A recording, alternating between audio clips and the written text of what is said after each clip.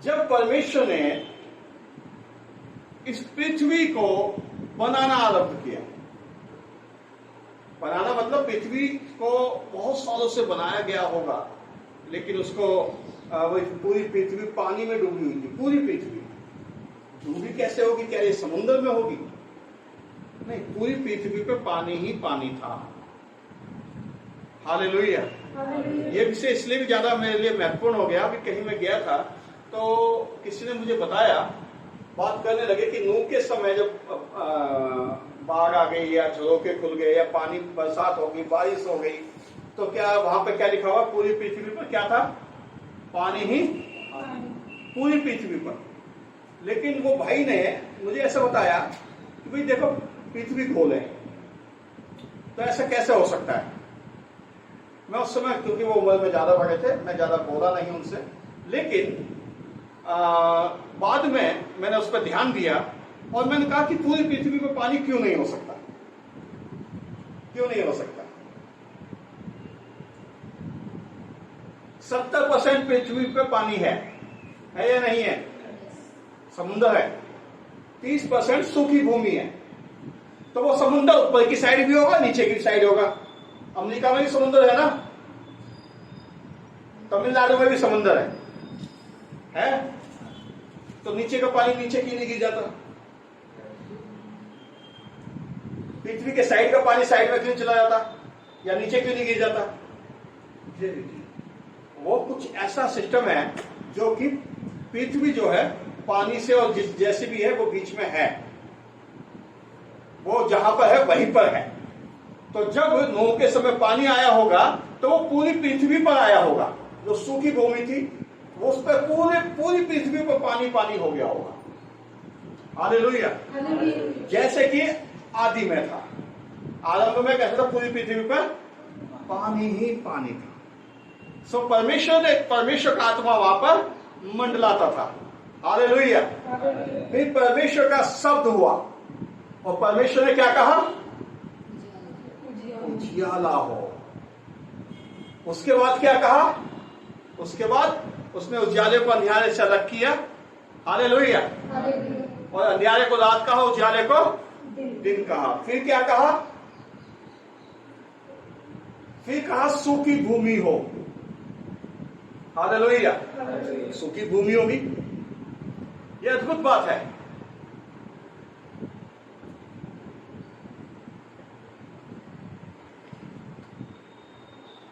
Sorry.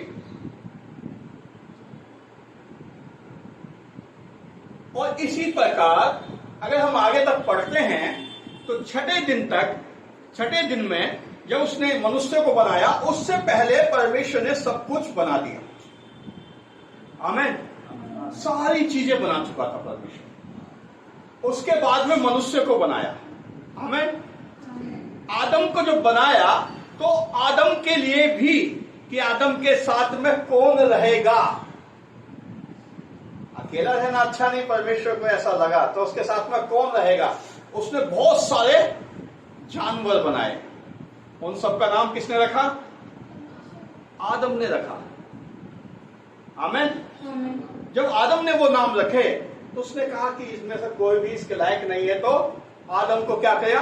गहरी नींद में सुला दिया और उसकी एक पसली निकाली गई और एक पसली निकालकर क्या किया गया? उसमें से स्त्री को बनाया गया।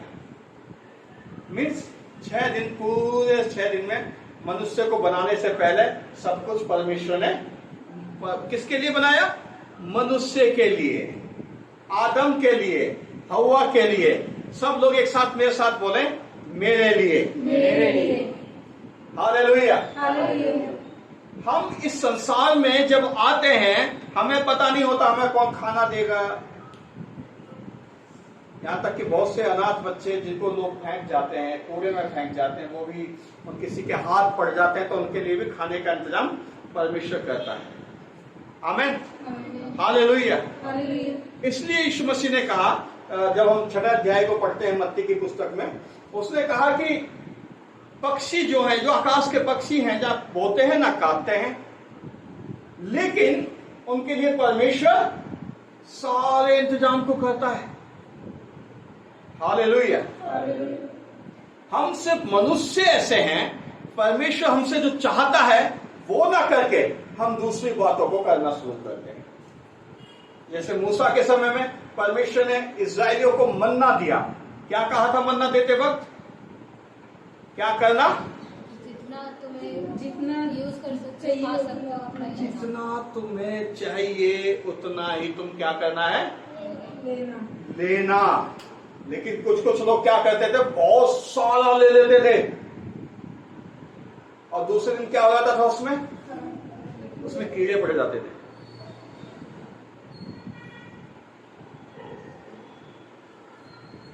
हम मनुष्य हैं, जबकि परमेश्वर ने हमसे वादा किया है, उसके बावजूद भी हम लोग नहीं मानते। हम लोग युक्तियां बनाते हैं। किस लिए? बहुत सारा इकट्ठा करना है। इकट्ठा करने के बाद क्या होता है? आपको पता है, जिस देश में बहुत अरबपति लोग हैं वहां की कानून व्यवस्था ठीक नहीं है। वो लाखों लोगों को मरवा देते हैं, उन पता भी नहीं चलता, ऐसी ऐसी स्कीमें बनाते हैं। जिस इंसान के हाथ में ज्यादा पावर है वो अपने हिसाब से कुछ भी कर लेता है और निर्धन लोग, कंगाल लोग, गरीब लोग वो मारे जाते हैं। ज्यादा धन इकट्ठा करना, कीड़े पड़ गए। कीड़े पड़ने का मतलब है यही जो बीमारियां हैं, जो लोग उल्टी सीधी बातें कर रहे हैं, ये कीड़े ही तो हैं, ये बुराइयां ही तो हैं। कोई भी ऐसा वायरस बनाएंगे, फैला देंगे। आपको मालूम है, कंप्यूटर का जब सॉफ्टवेयर बनाया जाता है वही कंप्यूटर वाला वायरस भी बनाता है। मालूम है आप लोगों को? कंप्यूटर सॉफ्टवेयर बनाया, उसी ने क्या बनाया? वायरस बनाया। फिर उसी ने क्या बनाया? एंटीवायरस बनाया। किस लिए? पैसे कमा सके। अभी एक दूसरी फील्ड, आपको मालूम है बहुत सी दवाइयां पहले बन जाती है, बीमारी बाद में आती है। बीमारी पहले आती थी, दवाइयां बाद में आती थी। धीरे धीरे तरक्की हुई। अब बीमारियां पहले आती हैं, बीमारियां बाद में आती हैं, दवाइयां पहले आ चुकी होती हैं। फिर बीमारी आती है, फिर उन दवाइयों पर क्या किया जाता है? बहुत पैसा कमाया जाता है। पैसा जब हम ज्यादा इकट्ठा कर लेते हैं तो हमारे मन जो है बैठने लगते हैं, फिर और पैसा कमाना है, फिर और पैसा कमाना है, और फिर हम सिर्फ पैसे के बारे में सोचते हैं, परमेश्वर के बारे में नहीं सोचते। राजा सोलोमन, जिसके द्वारा परमेश्वर ने कहा था, दाऊद से परमेश्वर ने कहा था कि तेरा बेटा मेरा मंदिर बनाएगा। कौन सा बेटा? जिसके पास बहुत पैसा हो जाने के कारण वो परमेश्वर की राह से बहक गया।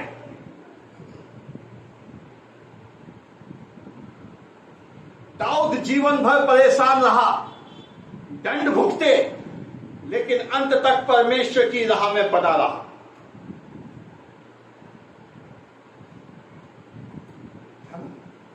जब हम इकट्ठा करना शुरू करते हैं तो परेशानियां शुरू। कभी एक फिल्म देखी थी, उस फिल्म में ऐसा एक डायलॉग था कि कोई भी जुल्म करो, 20 लाख रुपए दे दो, 30 लाख रुपए दे दो, आपका जुल्म खत्म हो जाएगा। खत्म कैसे हो जाएगा? कानून व्यवस्था पलट दी जाएगी कानून के रखवालों के द्वारा। आज साफ तौर से देखने को मिलता है, महाराष्ट्र में सरकार गिराई गई। आखिरकार एमएलए कैसे वो एकदम बिल्कुल साथ थे, बिल्कुल अलग हो गए। पैसा, पावर, सब कुछ सही चल रहा है, गड़बड़ हो गया। हम जब भी पैसे के बारे में सोचना शुरू करते हैं 100%, जैसे ही आपने ज्यादा ये करना है, वो बहुत पैसा इकट्ठा कर ले, मैं कहता हूं मसीही लोगों के जीवन में सबसे बड़ा पाप पैसा लेकर आता है। ये पैसा आशीष भी लेकर आ सकता है, ये पैसा आशीष भी लेकर आ सकता है, लेकिन कैसे? भले भंडारी की तरह। परमेश्वर ने आपको भंडारी बनाया, आप उसको आगे बढ़ाइए। जैसे अच्छा राशन वाला होता है ना, दुकानदार जो होता है, जो सरकार का द्वारा जो राशन आता है, और उसी को ईमानदारी से वो आगे भी पहुंचा देता है, तो लोग खाने के लिए नहीं परेशान होते।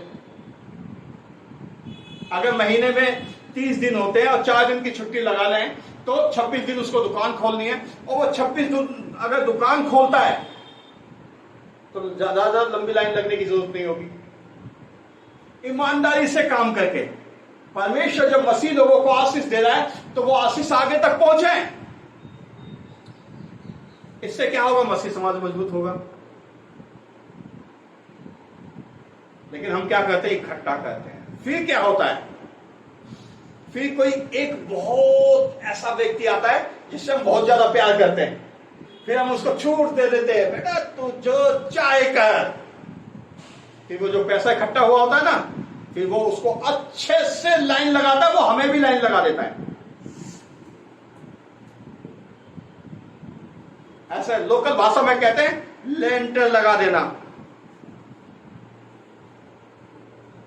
परमेश्वर ने सब कुछ बनाया है, इसलिए मत्ती की पुस्तक में जब 6 अध्याय में लिखा है, उसमें ऐसा लिखा है, आप पढ़ लेना 24 से 34 तक। परमेश्वर ने बताया कैसे कैसे परमेश्वर ने सब कुछ हमारे लिए रखा है। अब बाद में उसने कहा, इसलिए पहले तुम परमेश्वर के राज्य और उसकी धार्मिकता की खोज करो, तो संसार की सारी वस्तुएं तुम्हारे पीछे हो लेंगी। हालेलुया। क्या काम छोड़ दें?